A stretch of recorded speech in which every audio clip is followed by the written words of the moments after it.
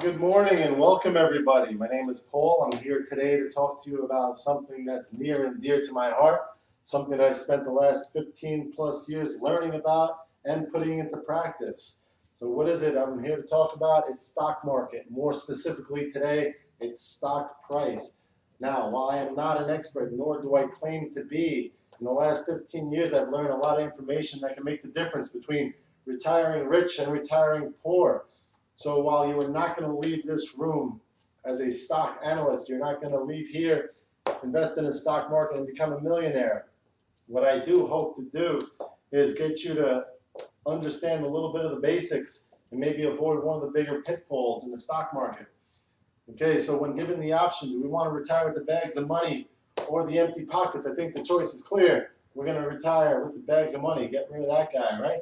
Okay, so let's get started. Right here we have a stock information page. This one happens to be about JetBlue Airways. No, I am not recommending this stock or any other. This could be a common stock of anything on the market. Happens to be JetBlue. All the information is the same. The data is the only thing that changes. This happens to be on a TD Ameritrade website. Again, typical information. You'd find that on Yahoo Finance, Google Finance, or pretty much any other website that you could pull up a stock quote. What we're going to talk about today is some of the more important information you see on this page. Because as you can see, there's a lot of data, there's charts, a lot of stuff looks foreign. Well, we're going to talk about stock price, market cap and shares outstanding, EPS and PE ratio. I know you may not be familiar with those terms, but we're going to start with something you are familiar with. I'm pretty confident that you are familiar with pizza. Am I going to change the subject, stop talking about stocks and talk about pizza? No. We are going to show you how those relate and how easy it can be. So we have Mario's Pizzeria, $2 a slice, or Gino's at $3 a slice. So we automatically know that Mario's is cheaper than Gino's, right? Wrong. We need to dig a little deeper. We can't only look at the price of the slice, right? And as it relates to the stock market, that would be like the share price. We'd say the pie would be the company. You get the share price in the company. So the share price of Mario's slice is $2. Well, we can say that the pie is going to cost us $16, right? Gino's must cost us $24 for the pie. But it doesn't. Gino's costs us $12 for the pie, and Mario's costs us $16. How is that possible? Well, easy. Because Mario's your typical pie, cut into 8 slices, while Gino doesn't follow the rules. He decided he's going to cut his into 4 because there's no one to say whether he has to cut it into 4, 12, 8, it doesn't matter. What's important is that we need to know that information before we make our decision. We can get half of Gino's pie for $6, while we can only get half of Mario's for $8. Obviously now we see that Gino's is the cheaper pie. That's something that, without digging deeper, we wouldn't have known. But now, is that what we base our decision on? No. It's more than just price. We know when we go to a pizza place that it's not based solely on price. We need to know that it's good quality pizza. We want to enjoy it, right? We found out that Mario's pizza is delicious. Gino's is garbage. We don't want to eat Gino's pizza, right? We may save $2 for half a pie here, but we're going to spend $6, take a bite and throw it away. That's a waste of money. That's garbage. The same thing in the stock market. We don't want to buy something that's not good quality. All right, so how do we figure that out? We're going to get into that. So let's start at the beginning.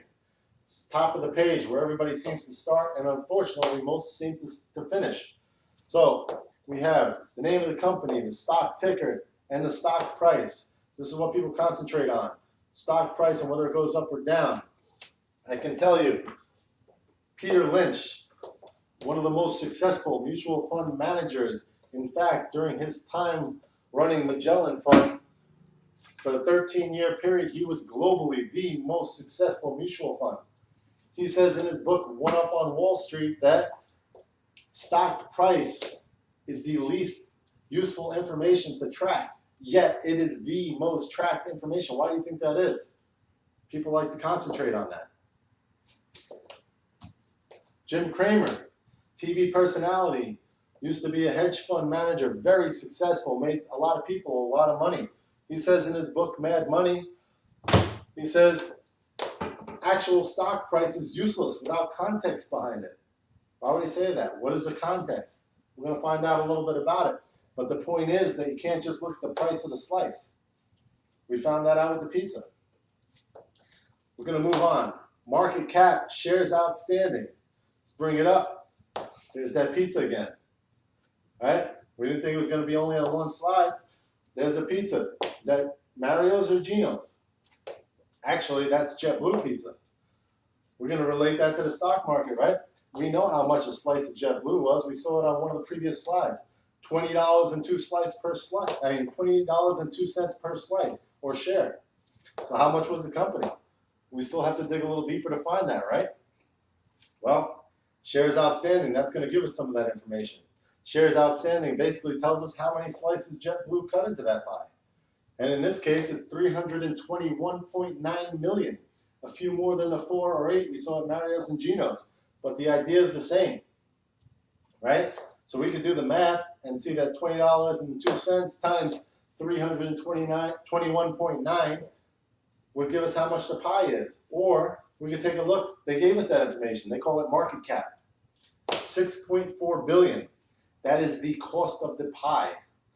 So now we have that same information we had with the pizza. We're starting to make some decisions here, right? We're starting to get a little context behind what we're looking at. But that's not enough. We need to know the value. Let's move on. EPS, what is it? Earnings per share. Why is it important? Well, first we're going to talk about what we see in the parentheses. TTM or GAAP. TTM is going to tell us that what they're showing us is in the trailing 12 months. That's based on reporting periods. So, and the GAAP is generally accepted accounting principles. We're not going to talk about that, but it's just the way they report numbers. This is the common way for the U.S. stocks and businesses. Okay, so $1.75 is what each share of that 321.9 million earned. So if you bought one share of stock, that's your portion. Does that mean it goes into your bank account? No, but it does mean whatever that company does with it, that is your portion. If they buy equipment, that is your portion, your percentage of that equipment, right? You got $1.75 worth of that equipment. If they put it in their bank, that's your money in their bank.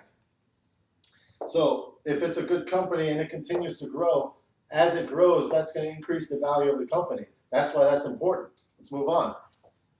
Here we see PE ratio. Again, price to earnings ratio. We know the TTM, GAAP, we talked about it. What is the 11.61? That is also known as a multiple. Why do they call it that? Because you take the earnings per share and you multiply that and you get the share price. So why is that important? Well, this is actually one of the most viewed metrics as far as valuing a stock. Why? Because it's telling you how much you're paying for each dollar of earnings. Right? If you bought a $100,000 company, would you want to know it's making $20,000 a year so you'd be able to pay that back in 5 years?